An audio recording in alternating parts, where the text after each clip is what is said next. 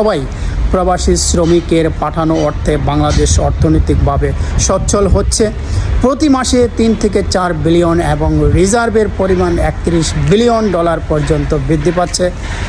শুধু বাংলাদেশের মানুষ, সোশ্যাল মিডিয়া ও অন্যান্য রাজনৈতিক দলের নেতা নেত্রীরা শুধু এটাই দেখছে, কিন্তু লুকিয়ে আছে এই রেমিটেন্সের পিছনে প্রবাসী শ্রমিকের রক্ত, ঘাম এবং তাদের পরিশ্রম। আর বুক ভরা কষ্ট সেটি হলো যখন কোনো শ্রমিক মারা যায়, তার লাশটি বাংলাদেশে পাঠাতে হলে তার সহপাঠীরা মানুষের কাছ থেকে ডোনেশন নিয়ে তথা ভিক্ষে করে বাংলাদেশে পাঠাচ্ছে।